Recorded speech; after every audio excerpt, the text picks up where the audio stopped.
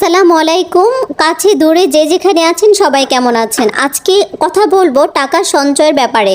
আমরা সবাই চাই টাকা সঞ্চয় করতে, তাই না? তো টাকা সঞ্চয় করার জন্য আমাদের কিন্তু কিছু কৌশল অবলম্বন করতে হয়। তো কিছু কৌশল এখানে আমি তুলে ধরার চেষ্টা করেছি। প্রথমে হচ্ছে, কখনোই আয়ের একমাত্র উৎসের ওপর নির্ভর করবেন না।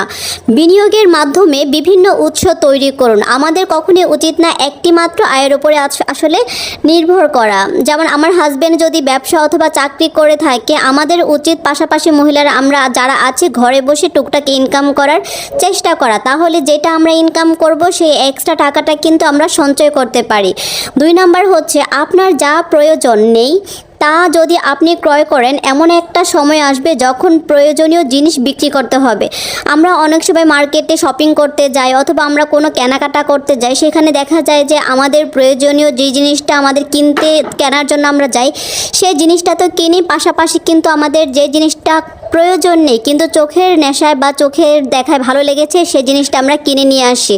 তো এখানে কিন্তু আমাদের অর্থের অপচয় হলো, তাই না? তো সেক্ষেত্রে আমাদেরকে এই জিনিসটা অ্যাভয়েড করতে হবে। অবশ্যই আমাদেরকে আমাদের প্রয়োজনীয় জিনিস কেনার জন্য যেটা আমরা কিনতে গিয়েছিলাম সেটাই যেন শুধু কিনি, এবং অপ্রয়োজনীয় যেন কোনো জিনিস আমরা না কিনে টাকা নষ্ট না করি। 3 নাম্বার হচ্ছে, খরচের পর যা অবশিষ্ট থাকে তা সঞ্চয় না করে বরং সঞ্চয়ের পর যা অবশিষ্ট থাকে তা খরচ করুন। অর্থাৎ আপনি ইনকাম করার পরে একটা নির্দিষ্ট অ্যামাউন্ট সঞ্চয় রেখে দিন, তারপর বাকি অংশ দিয়ে আপনি খরচ করুন।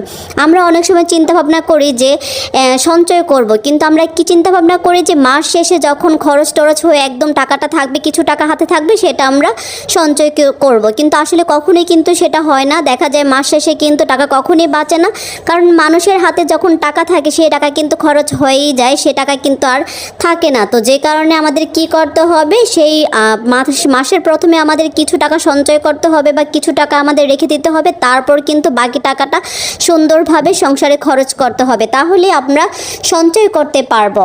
4 নাম্বার হচ্ছে, আপনার উভয় পা ডুবিয়ে দিয়ে কখনই নদীর গভীরতা মাপবেন না।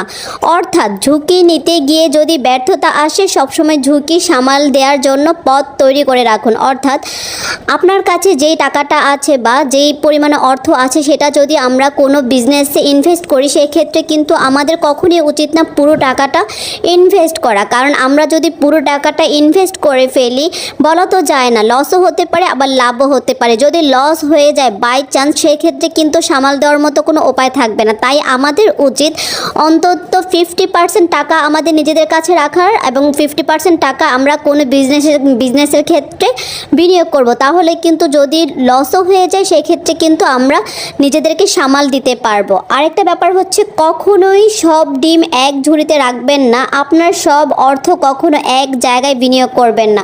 আমাদের কখনোই উচিত না একটা জায়গার মধ্যে সব টাকা ইনভেস্ট করা। আমাদের উচিত বিভিন্ন খাতে বিভিন্নভাবে টাকা অল্প অল্প করে ইনভেস্ট করা, তাহলে লস হলেও সামাল দিতে পারবো। সবাই ভালো থাকবেন। আল্লাহ হাফেজ।